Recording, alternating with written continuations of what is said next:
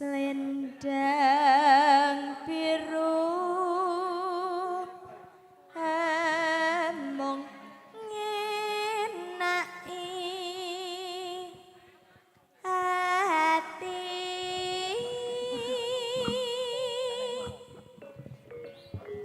Nora tekan batin setiamu sedaya ya selendang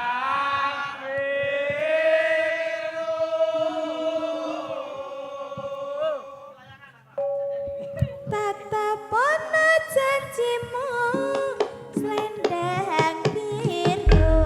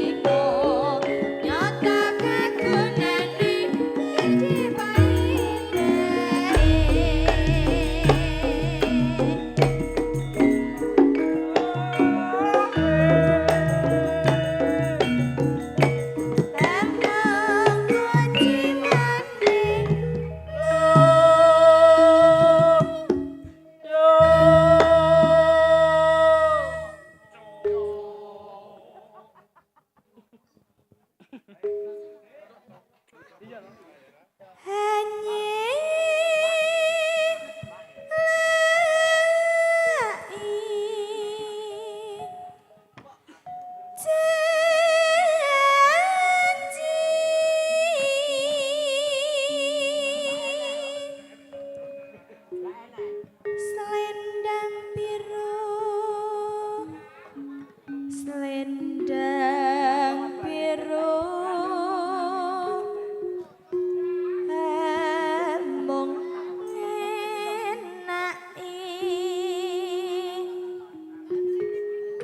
hati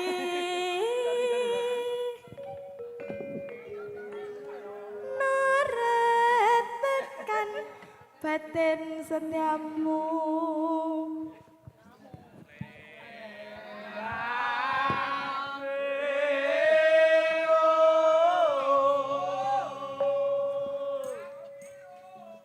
tatapono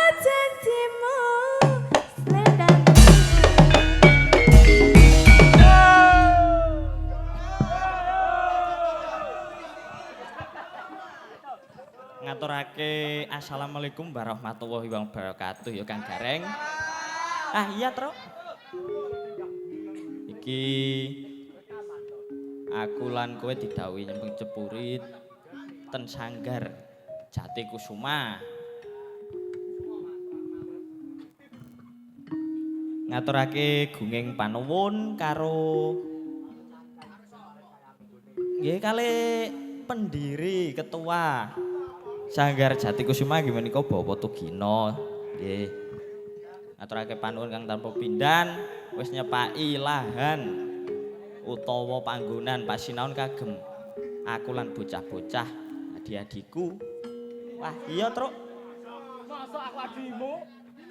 Trah wong nek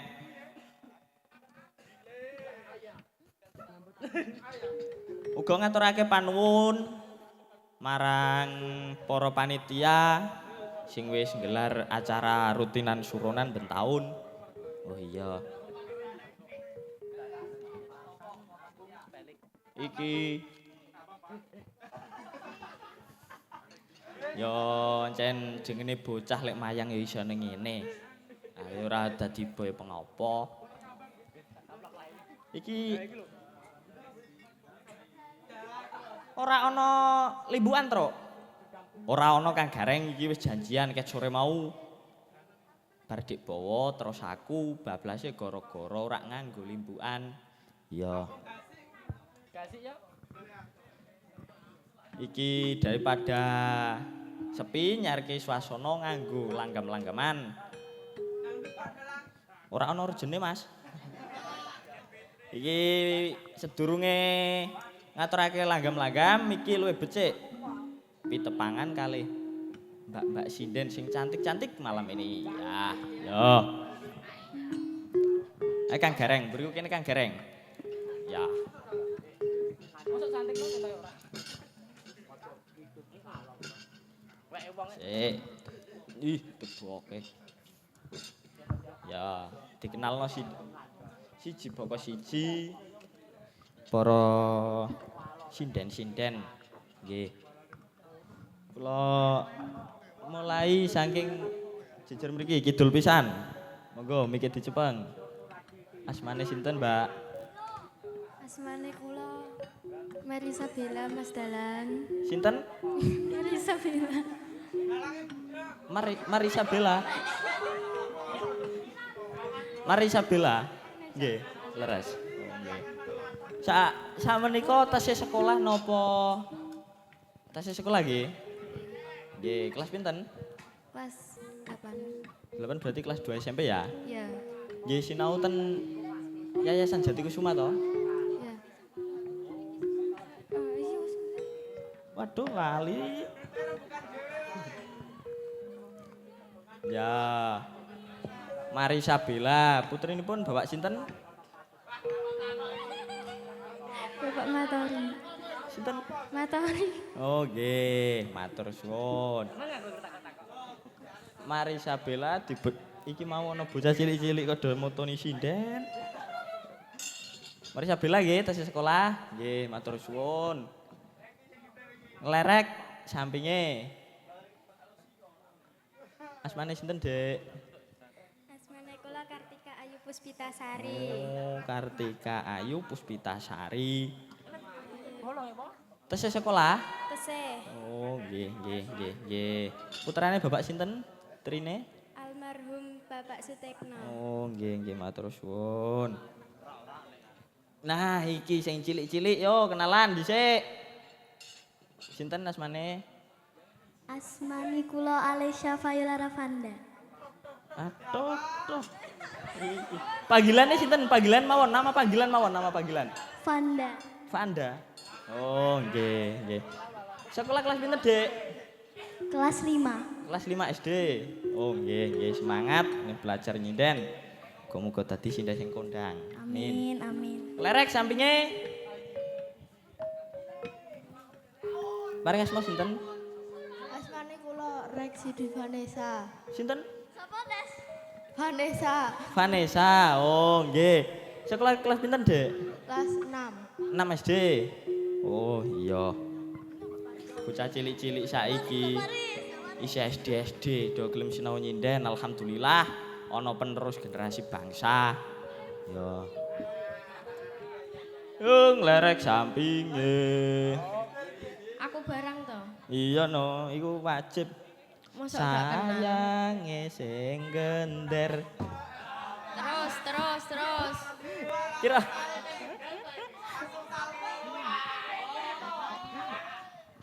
Asmane sinten, Mbak?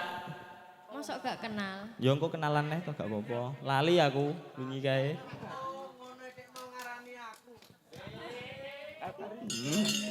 Nggih, nderek pitepangan nami Nggih. kula Faris Wijayanti. Oh, Faris Wijayanti nggih. Niki putrinipun Bapak Tugino Carita. Jare mengko kowe arep ngendang jaipong. Iya, Riz. Oh, to. Ya. Iki nglerek sampinge. Lah iki sing tak enteni lho. Iki. Monggo miki dicepong. Mah. Asmane sinten, Mbak? Nami kula Rara. Rara. Hah. Rara. Terus ora ngono sing ngendang kok ya ngerti apa tahu.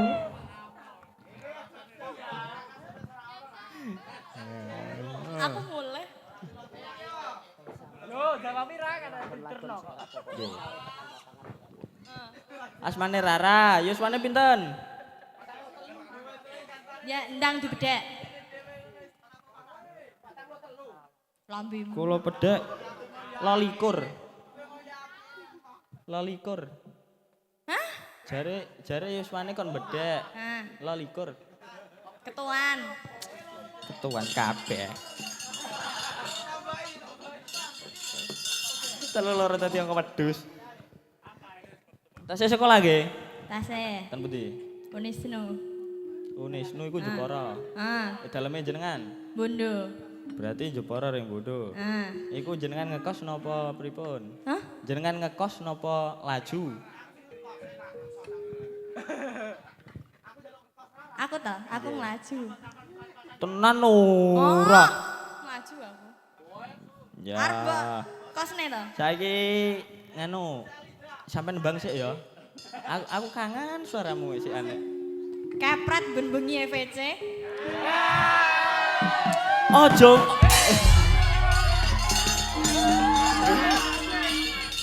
Ojo mok derono kene. Iki para luwak-luwak nanti ini cemburu dia.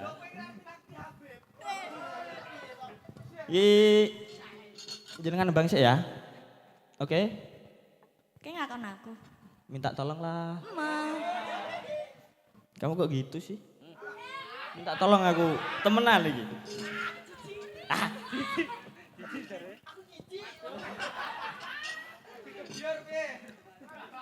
Minta tolong kamu nembang dulu biar suasananya cair gitu loh. Kamu mau nembang apa? Remik. Remik yang gorek Ridi. MP3 no. Setel lagi, setel nanti bes. Gen joget kayak ketek ogleng. Yo nyanyi apa? Sakarmu iki, manut aku.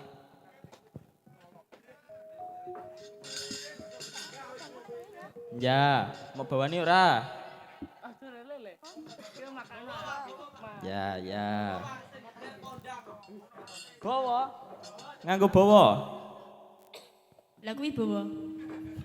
Iku bawa uang kudu bawa gede. Ayo Mas Hidra, tintingane sepinten?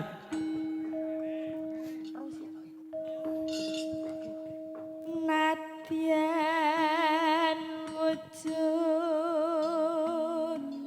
temong paksi. Bocah semene kok senengane nembang kuwi. Ya wis tembangane dhewe wis. Ora ngono tak takok sik peksi ku apa?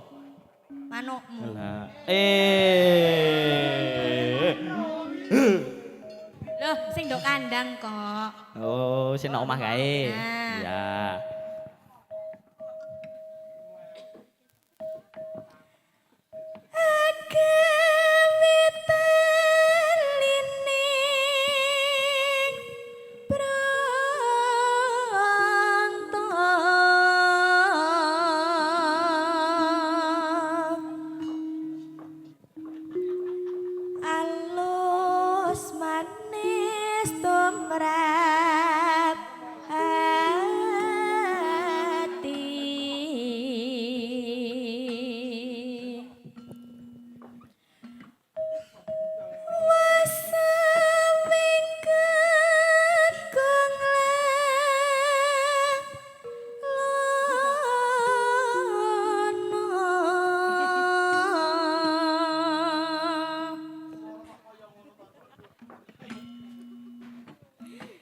golek isi podang jenan.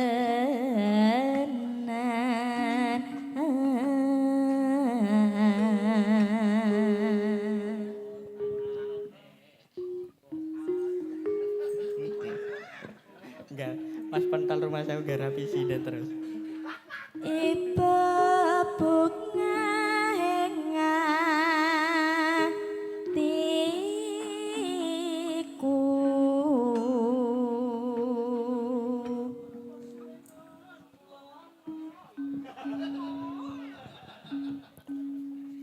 nyanding bisa dadi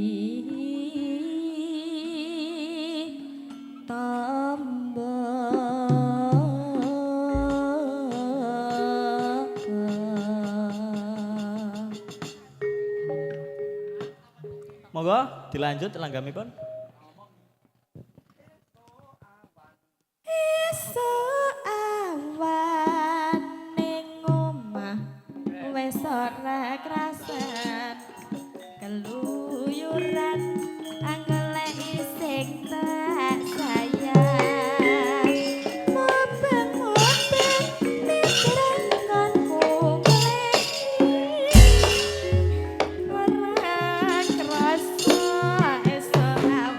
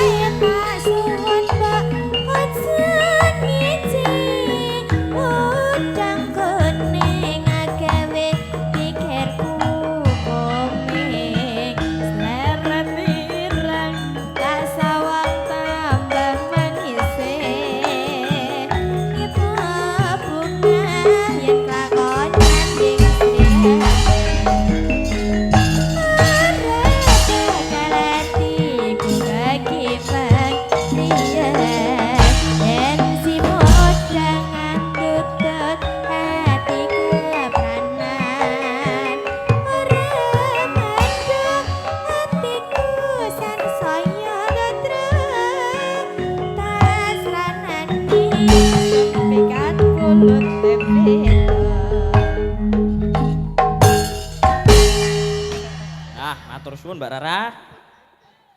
Nggih.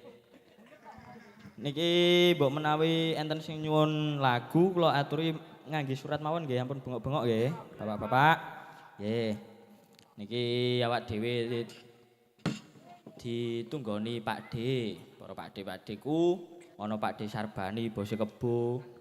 Ya ana sobat ngarit. Ana Pak D Gini sing saka Skuping. Ya.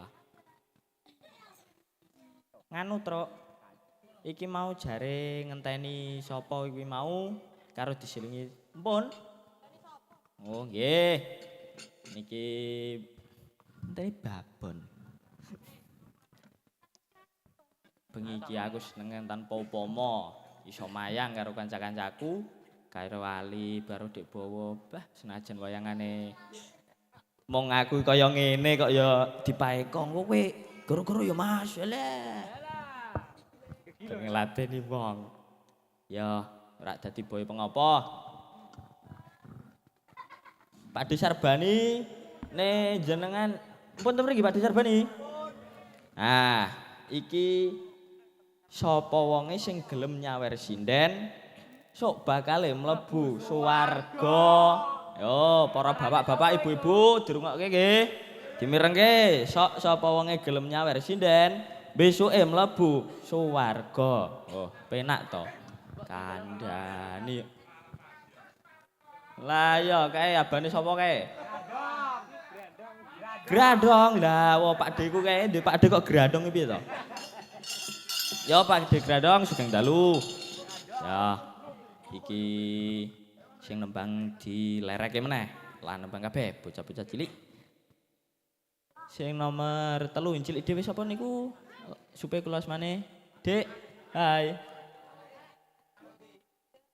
Hai, sing nomor sing tengah. Nggih, Panda. Nembang nggih? Mboten?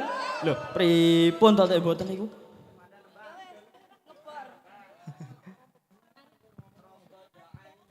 Mboten, saestu mboten purun? Ora entuk duit lho. Mboten? Nggih mpun nek mboten. Sampinge niki sinten wau? Kidule. Asine mboten iki masalah apa? Nah, niki sing nomor kali saking mriki. Nembang, Dek. Sing nembang napa jenengan?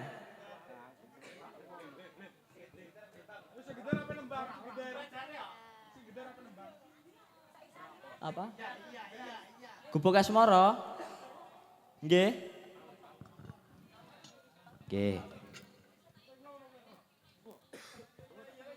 Jumeneng nggih? Jumeneng nggih? Nggih. Ayo Cok, sepote Cok.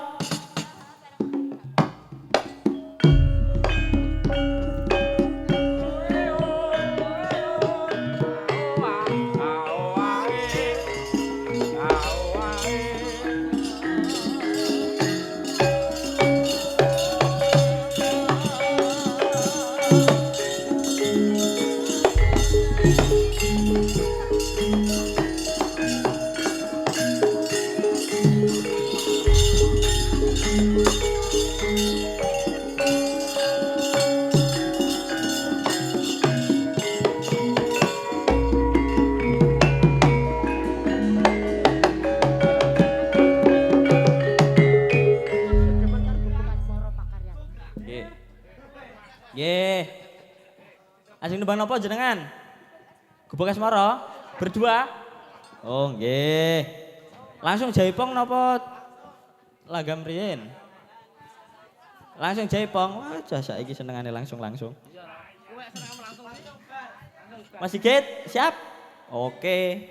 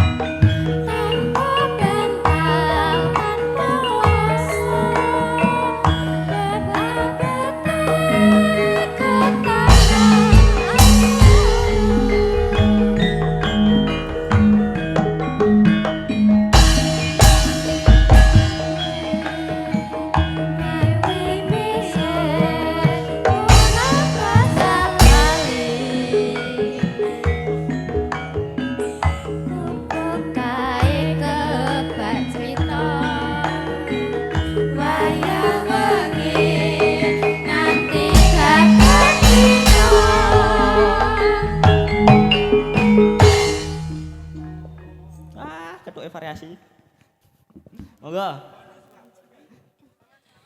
Catatan sajroning ati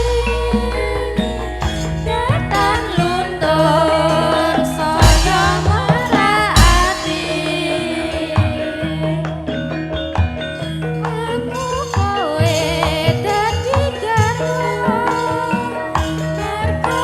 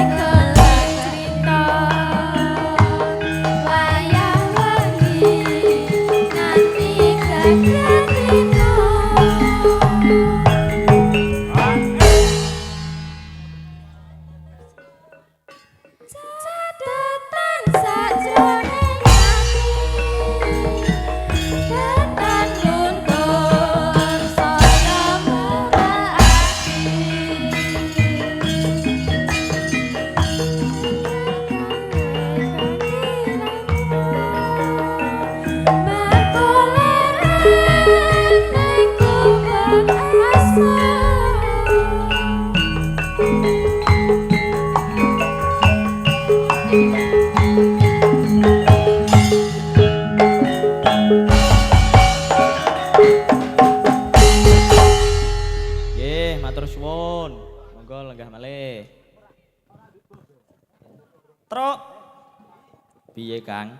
Iki mau ana sing wehi swarga saka mburi. Wah. Njaluke lagu apa, Kang? Sesideman karo apa mau siji lali aku malah. Saking Bapak Karyadi. Oh, nggih. Iki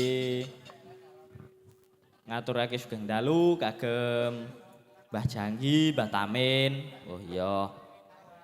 Pak Santomin. Oh, nek menawa tekan kene ya. Iki mau sore aku ya dipeseni mak aku.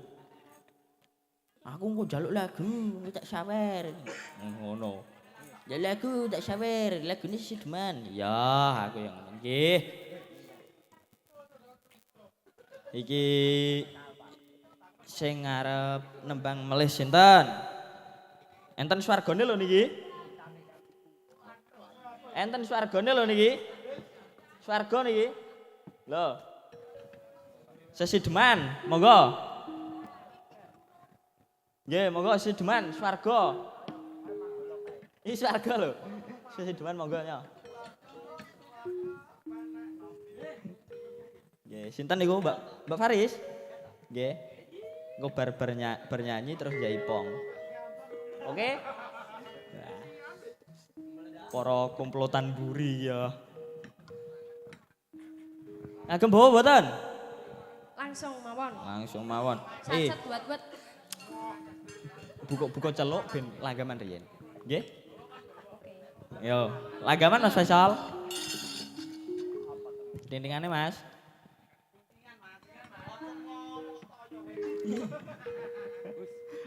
Karo kanca. Luwih becik patenana timbang perpisahan Pringya kang sulistya tarewangi samudana marang kulawarga garwa lan praputra liwat kincanging alismu kuwasa hang landang rasaning atiku nadyan musling serius waku aku isih mampu ngladeni salahmu mongko kowe bocah gunung senadyan bocah gunung kadukuhan rimpung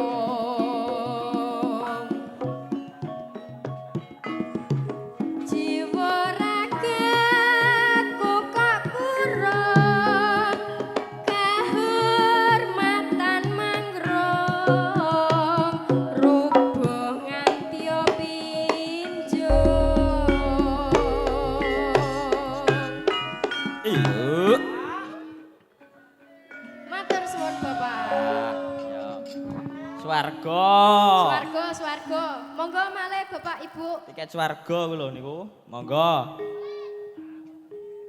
urip ana kutha gedhe kowe tak tukokne masa isine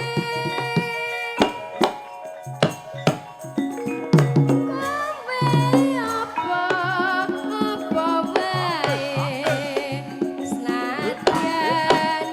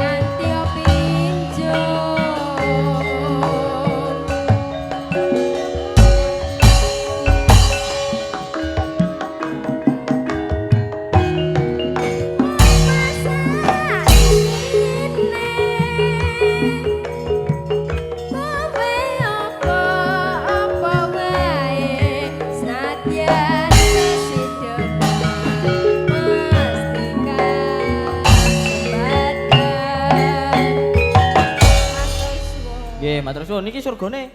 Surgane cepetan iki. Nah. Surga. Matur suwun. Nggih. Cair-cair. Niki wau sesedeman pamundhutane Bapak Karyadi sampun kula aturi. Niki gandeng nawala utawa panyuwunan dereng enten kula tak ngomong riyin nggih. Nah, jenenge dalang yang ngomong. Alhamdulillah njen ngaturake panuwun kang tanpa pindan karo Bapak Kutugina wis nggawe pasinaon kanggo bocah-bocah lan aku sing awale ora ngerti dadi ngerti, sing awale bodho dadi pinter ya. Muga-muga kedepane iso luwih apik ya, Truk ya. Ya, Truk, Petruk. Muga-muga kedepane dadi apik, dadi sekolah sing membanggakan Desa Tubanan ya. Ya. Apalane gedel terus. Iki go ditegani Kang Mas Kurian Pentol. Mas, jenengan kersa bawa mboten, Mas? Biasanya kan bawa ngoten lho Mas jenengan niku. Pak dhewe bawa wae kok. Nggih. Monggo sing ajeng nyuwun pamundutan lagu kula aturi saking wingking kelir. Lah, ya ditunggoni para dade-dade, Pakde.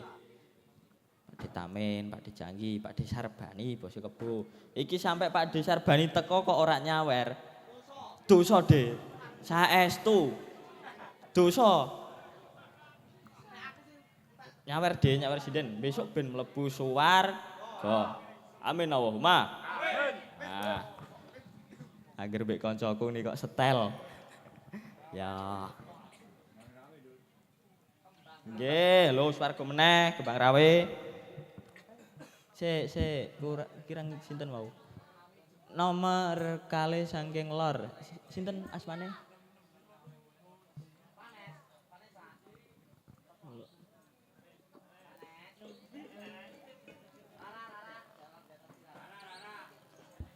Mangke riyen iki lho sing adike niki. Jenengan kersa nembang mboten?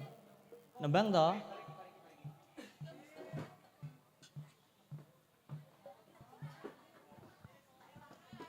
Oh, nggih.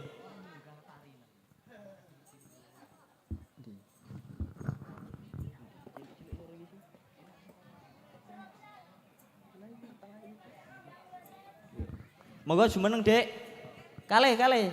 Nah, biar ada temannya. Masih kecil sendiri takut. Monggo jumeneng, monggo.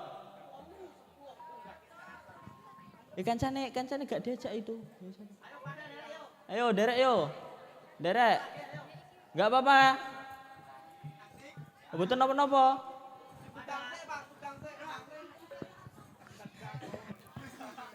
Aku kok arep ngundang sing kae. Ora apa-apa. Ngono. Jenenge wong wedok Jepara nyen galak-galak. Nyentak wong lanang iso goblok dadak. Menang. Ning Solo terkenal. Ning Solo. Monggo, Dek, jumeneng.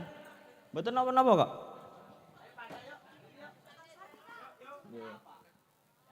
Nggih. Ajeng nembang napa jenengan? Sakersa. Dadi ati. Dadi ati. Oh, nggih. Pelok barang, Mas. Barang. Enggak, seniku nggih. Nggih.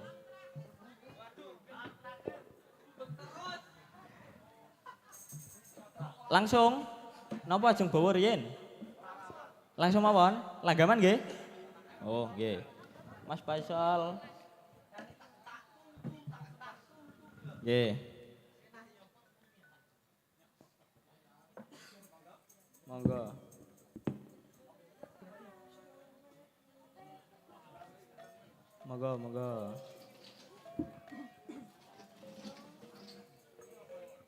Nggih. Monggo, Dek.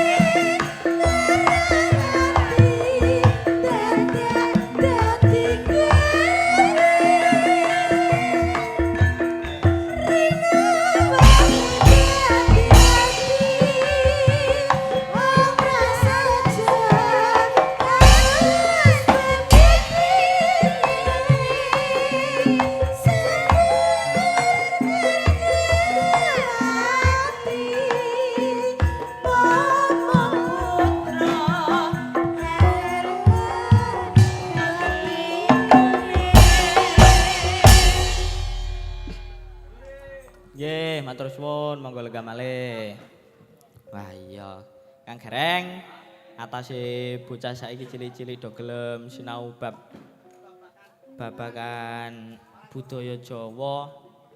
Iya. Lah ora punah karo jaman. Oh. Iki Pak D Sudar saking Kacilan kok nggih rawuh. Ya. Nggih. Niki mboten. Niki Pak D Sarbani rawuh to niki? Nah, iki mengko lagune ndeke mesti caping gunung mangke nek ra nyawer berarti dosa. Nah. Ayo Pak D Sarbani swargane cepake. Nggih. Sing ngaturi nganu. Mangke kula suwun Mbak Rara.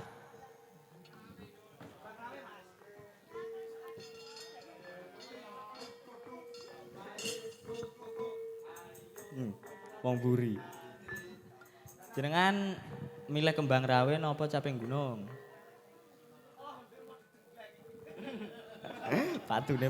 Patune mau dijenggleng. Ya wis. Kembang. Nggih.